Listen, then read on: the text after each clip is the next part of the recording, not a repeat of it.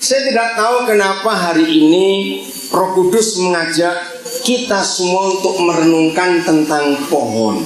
Ya, ayo kita baca dulu Kejadian pasal 2. Kejadian pasal 2. Saya akan baca ayat yang ke-8. Ya. Selanjutnya Yahweh Tuhan membuat taman di Eden di sebelah timur. Pasti dekat Papua ini karena timur toh. Disitulah ditempatkannya manusia yang dibentuknya itu. Lalu Yahweh Tuhan menumbuhkan berbagai-bagai pohon dari bumi yang menarik dan yang baik untuk dimakan buahnya, dan pohon kehidupan di tengah-tengah taman itu, serta pohon pengetahuan tentang yang baik dan yang jahat. Saya ulangi lagi, ada 2 macam pohon khusus. Di samping pohon-pohon yang lain ada 2 yang khusus. Khusus yang pertama adalah pohon kehidupan. Khusus yang kedua, pohon yang buahnya punya 2 hal, pengetahuan yang baik dan yang jahat. Saya nggak usah sebut ayat berikut, saya baca ayat yang ke-15. Yahweh Tuhan mengambil manusia itu dan menempatkannya dalam taman Eden untuk mengusahakan dan memelihara taman itu. Lalu Yahweh Tuhan memberi perintah kepada manusia, semua pohon dalam taman ini boleh kau makan buahnya dengan apa? Bebas sesuka-sukamu. Termasuk pohon kehidupan tadi tentunya ya. Tetapi pohon pengetahuan tentang yang baik dan yang jahat itu janganlah kau makan buahnya. Sebab pada hari engkau memakannya, pastilah engkau akan apa? Mati. Saya ulangi lagi ayat 17. Tetapi pohon pengetahuan tentang yang baik dan yang jahat itu janganlah kau makan buahnya. Sebab pada hari engkau memakannya, pastilah engkau mati. Saudara-saudara dikasihi Tuhan, kita belum bahas dulu tentang pohon pengetahuan baik dan jahat, tapi kita mau lanjut dulu. Ya, di sepanjang perjanjian lama begitu banyak Papa di surga menulis tentang pohon-pohon itu. Ya, ada pohon tarbantin, ada pohon macam-macam, saya nggak hafal ya. Terus sampai perjanjian baru, ketika Tuhan Yesus ada di dunia, ternyata Tuhan Yesus bicara tentang pohon. Betul, masih ingat pohon ara yang tidak berbuah? Terus diapakan kalau nggak berbuah? Dipotong. Terus Yohanes Pembaptis berkata tentang pohon, sudah tersedia kapak di bawah pohon kayu itu, nggak berbuah ditebak. Terus Tuhan Yesus bicara tentang pohon anggur, masih ingat ya? Terus sampai kitab Wahyu pasal 22, Tuhan juga bicara tentang pohon. Ya, sekarang kita buka Wahyu 22. Ya, Wahyu 22 ayat yang kedua. Di tengah-tengah jalan kota itu, yaitu di seberang menyeberang sungai itu, ada apa? Ayo, ada apa? Pohon-pohon apa? Kehidupan. Sama tidak dengan pohon khusus yang pertama di Kejadian 2 tadi, yaitu pohon kehidupan. Dan bukan cuma satu pohon, pohon kehidupan yang berbuah ini luar biasa. Berapa kali? 12 kali. Berarti tiap-tiap bulan sekali. Kira-kira ada nggak pohon buah yang tiap bulan berbuah? Tidak ada. Tapi ini pohon khusus, malah saya katakan. Dan bukan cuma itu, daun pohon-pohon itu dipakai untuk apa? Menyembuhkan segala bangsa.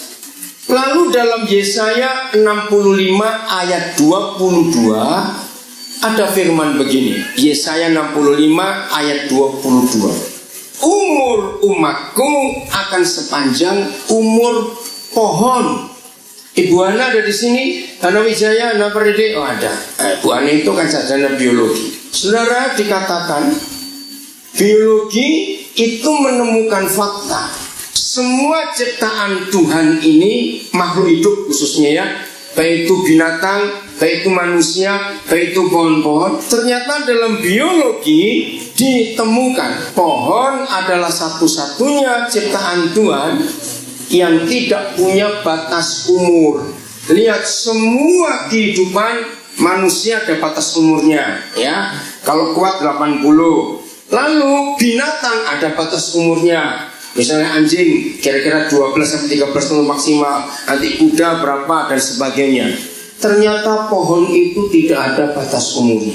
Maka itu saya ingatkan, ya, usahakan sedapat mungkin jangan pernah nebang pohon untuk hal-hal yang tidak penting. Ingat berapa kali rumah-rumah yang kita ada, saya bilang usahakan pohon-pohon itu dijaga baik. Karena apa? Mereka itu nggak akan mati kalau kita nggak bunuh. Selama kita nggak ganggu mereka, mereka akan hidup. Lalu Rasul Paulus dalam Filipi pasal 1 menulis tentang buah juga, pohon buah. Kalau aku harus hidup di dunia ini, itu berarti bagiku bekerja memberi buah. Nah saudara, kalau kita gabungkan semua firman tentang pohon, maka itu punya arti yang luar biasa. Berapa kali saya sharing kepada saudara yang sering dengar saya mengajar tentang hebatnya pohon buah itu. Saya ulangi lagi supaya saudara ingat. Anak-anak, kalian ingat ya, catat ini supaya besok kalau kalian sukses, kalian ingat kebenaran ini. Bagi saudara yang sudah sering dengar saya ngomong, biar ini diingatkan lagi. Dan bagi yang belum pernah dengar, supaya hari ini saudara dengar. Roh Kudus mengajar saya tentang pohon buah itu sangat mengagumkan. Ada 4 hal. Ada banyak sebut, tapi 4 ini yang paling hebat. Nomor 1, dengarkan. Semua pohon buah, ya, semua pohon buah. Saya tidak tahu, kecuali mangga, di halaman-halaman rumah ini Pak Edi ada berapa pohon buah Pak Edi? Tinggal 1 pohon mangga saja. Ya, lihat semua pohon. Saya tanya kepada semua saudara, adakah pohon-pohon yang berbuah itu tahu rasa buahnya sendiri? Coba pernah mikir gak itu saudara? Lah yang mikir, adakah pohon yang berbuah itu tahu rasa buahnya? Ngerti gak maksud ini saudara? Saya juga kaget, saya gak pernah mikir itu. Tapi satu kali Roh Kudus mengajak saya berpikir, betul juga. Hei anak-anak, Bapak tanya, betul ada pohon buah makan buahnya? Kalau ada diapakan?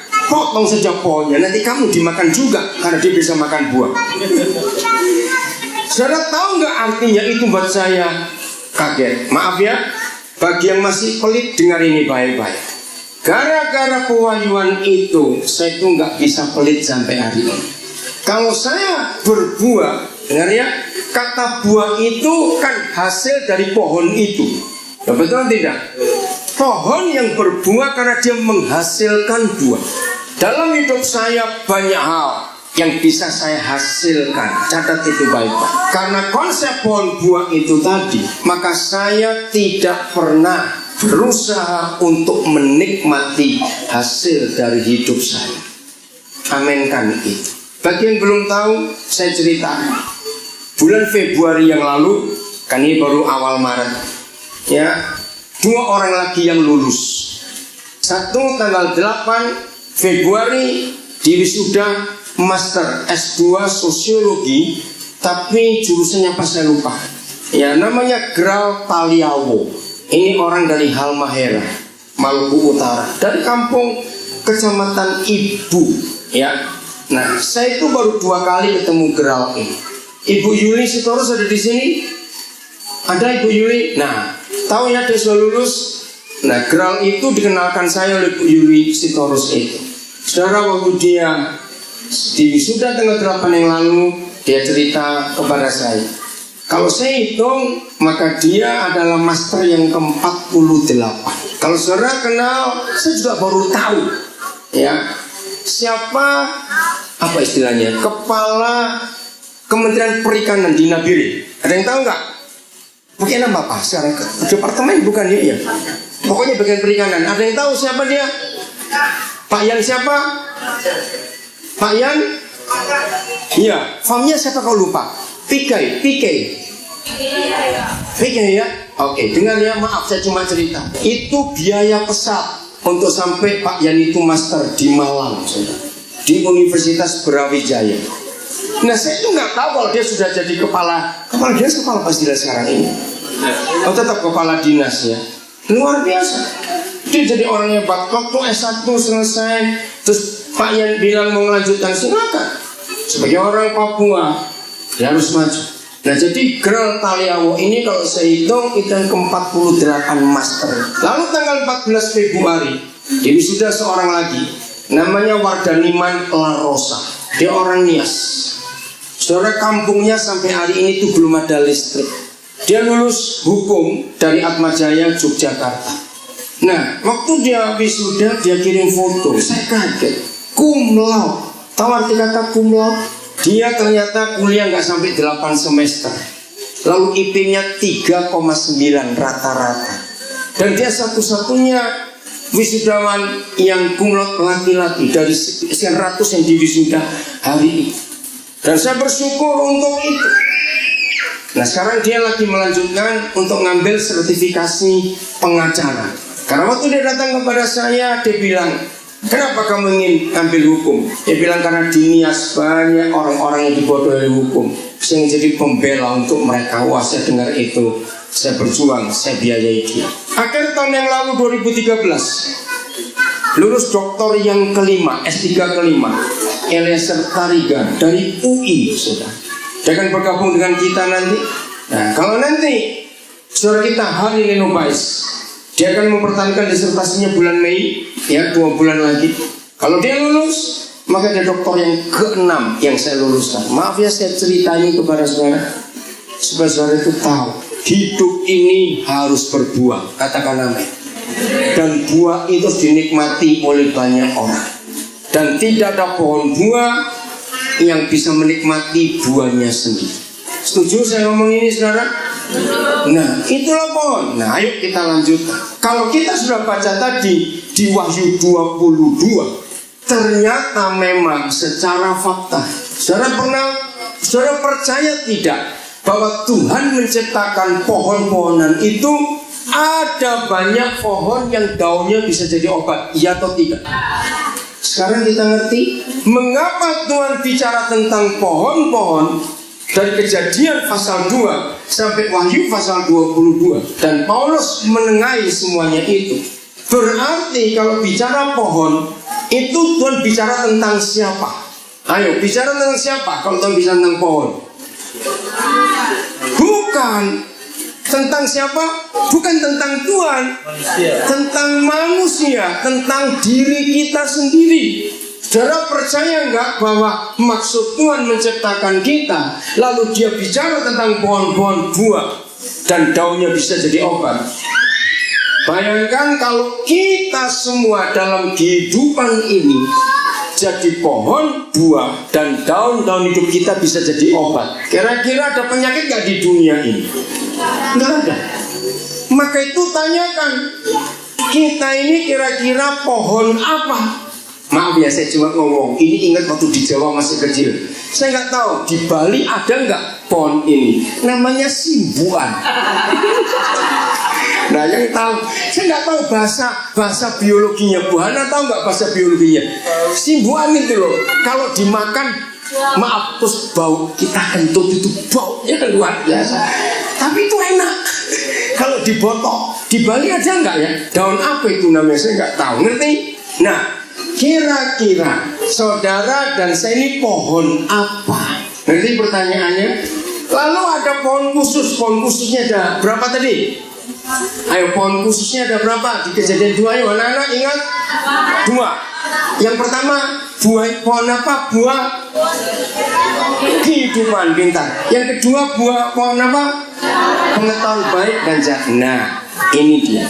Kalau Adam dan Hawa milih makan yang pohon kehidupan, berarti kita nggak akan bisa mati, sudah.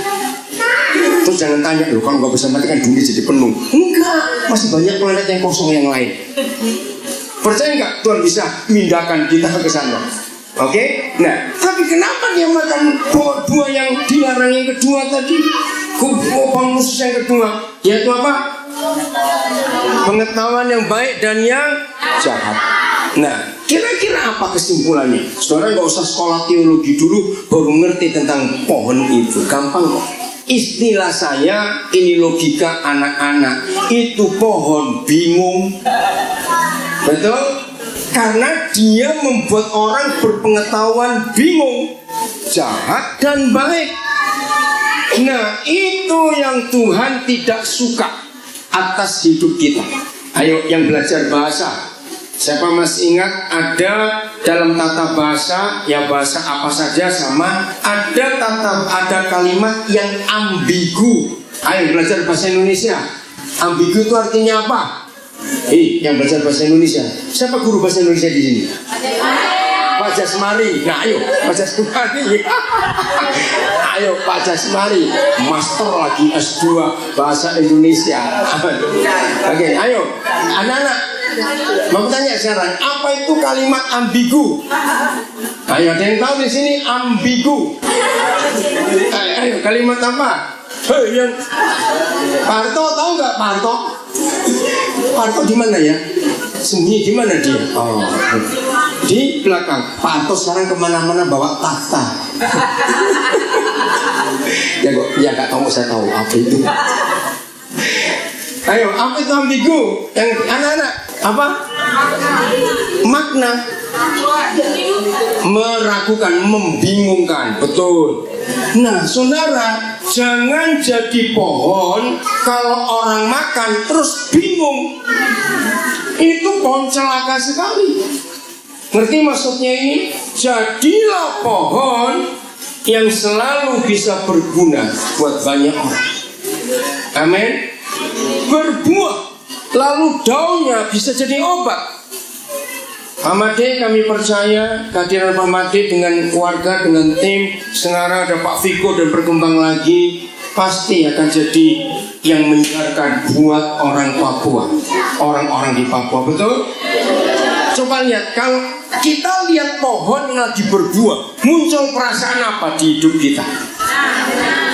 Salah kalau senang. Bukan. Pasti mulutnya nyam masih begitu, bukan? Karena sudah lihat buahnya yang banyak begitu. Oke, nah, hal yang kedua tentang pohonnya, maka itu tolong para pengusaha, saudara-saudara yang sering gampang dapat uang karena kerja, ingat, jadilah pohon buah yang tidak perlu menikmati hasil hidup kita. Nah, nggak ada yang ngamen takut. Nah, ngapain susah-susah menghasilkan apa nggak menikmati? Saudara, justru itu Tuhan akan membuat kenikmatan yang lain di hidup kita. Amin. Percaya itu. Yang kedua, ini penting. Ketika pohon itu berbuah, terus kita petikin buahnya, kita ambil. Ada nggak pohon tersinggung, ngambek, terus marah, tahun depan aku nggak berbuah, tahu nggak kamu? Ada pohon begitu anak-anak?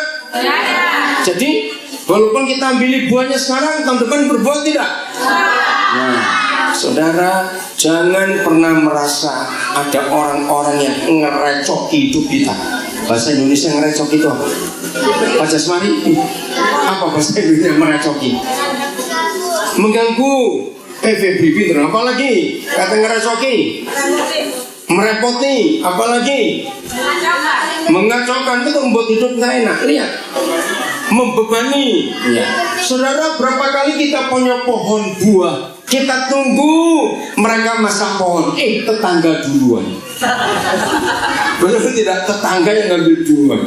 Nah, pohon buah yang berbuah lalu buahnya kita petik, ternyata tidak pernah tersinggung, dia berbuah terus.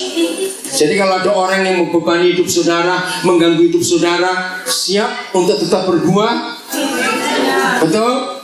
Tidak boleh berhenti berbuah, terus begitu. Nah, itulah pohon buah. Maka itu kita tanyakan dalam hidup ini, kira-kira saudara dan saya itu termasuk pohon buah yang mana?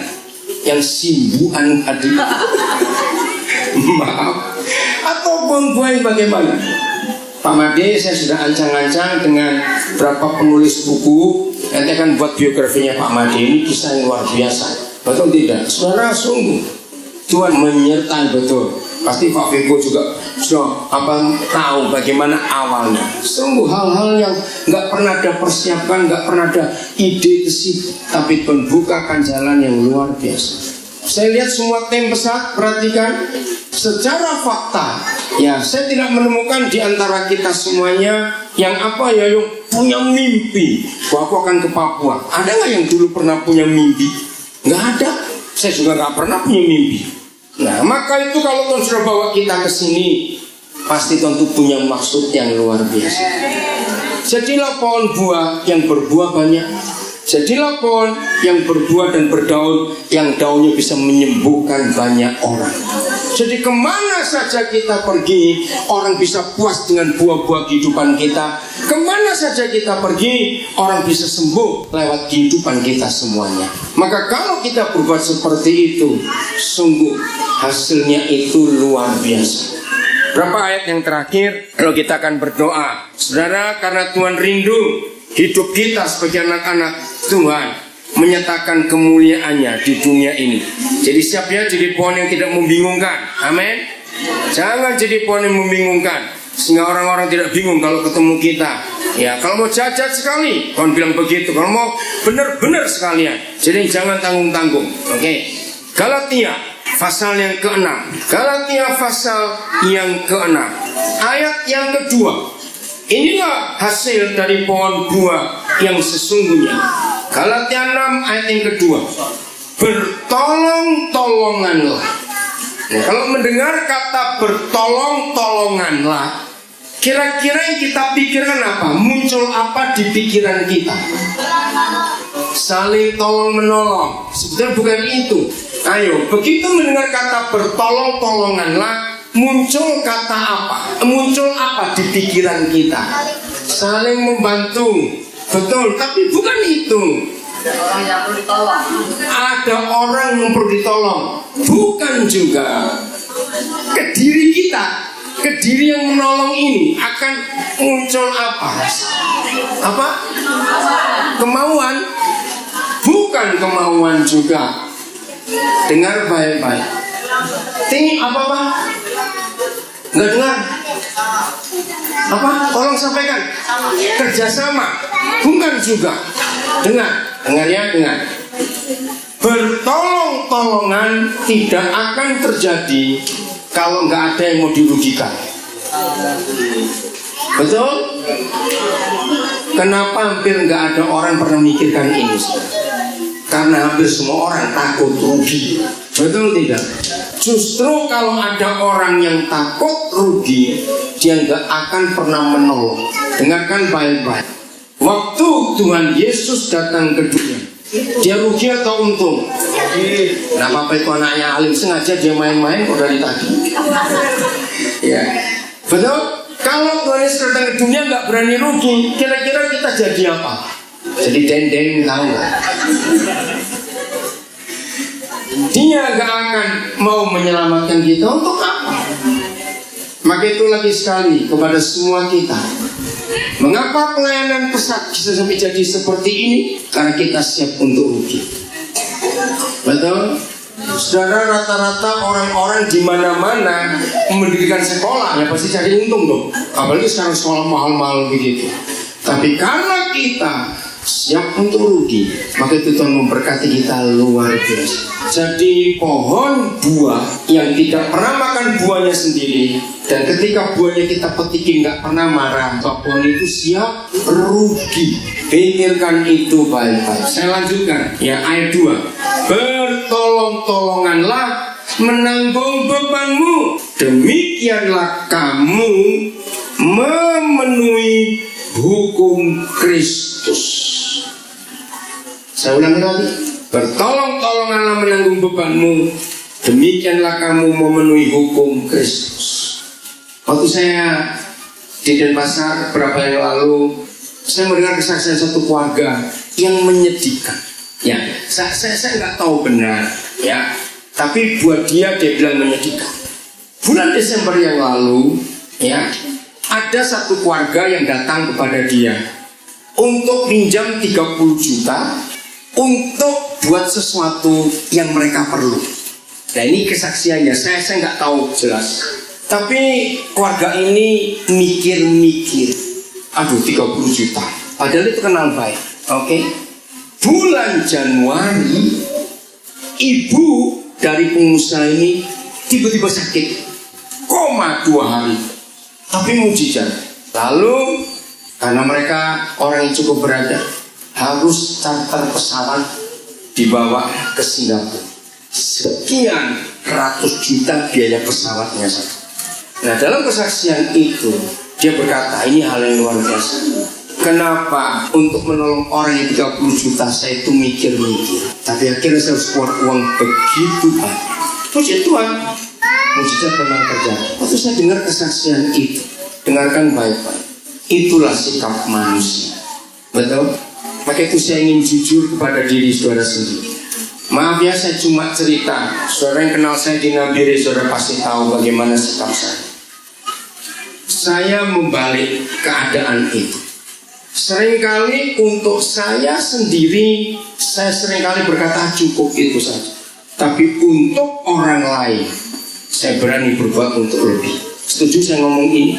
Dan saya ingin sikap pohon itu ada pada saudara semua. Saya ingin dalam hidup kita orang mengenal kita bukan sebagai orang pelit. Setuju saya ngomong ini? Biarlah dalam hidup kita orang mengenal kita karena kita seperti pohon buah yang bisa berbuah, buahnya dinikmati oleh banyak orang. Juga kita bisa menjadi obat buat banyak orang lewat daun-daun kehidupan kita. Siap bertolong-tolongan, menanggung beban satu dengan yang lain. Siapnya harus apa? Berani apa tadi? Rugi. Tanpa berani rugi, mikir untung-untungan, ya maka kita gak akan bisa saling menanggung beban. Demikianlah kamu memenuhi hukum Kristus. Dalam renungan ini membuat semua kita, baik anak-anak maupun kita keluarga sudah dewasa yang sudah pensiun, tetap kita bisa menghasilkan pohon, menghasilkan buah. Ayat terakhir, Mazmur 92. Maka itu dalam hidup yang benar tidak ada kata pensiun. Setuju? Karena ayat ini yang kita harus pakai. Mazmur 92 ayat yang ke-13 sampai yang ke-16. Mazmur 92 13 sampai 16. Orang benar akan apa? Bertunas seperti pohon kurma. Pohon lagi dibahas, akan tumbuh subur seperti pohon aras di Libanon. Mereka yang ditanam di bait Yahweh, di rumah Yahweh, akan bertunas di pelataran Tuhan kita. Nah ini ayatnya. Pada masa apa? Pada masa tua pun masih apa? Berbuah. Menjadi apa? Gemuk dan segar. Maka itu kalau gemuk gak usah takut, ada ayat. Bertambah gemuk dan segar, masa tua pun masih berbuah. Maka itu yang pensiun hanya pegawai negeri. Betul? Semua kita nggak ada kata pensiun. Makin tua makin berbuah. Amin. Makin gemuk makin subur. Maka yang gemuk nggak usah dikuruskan, biarkan saja.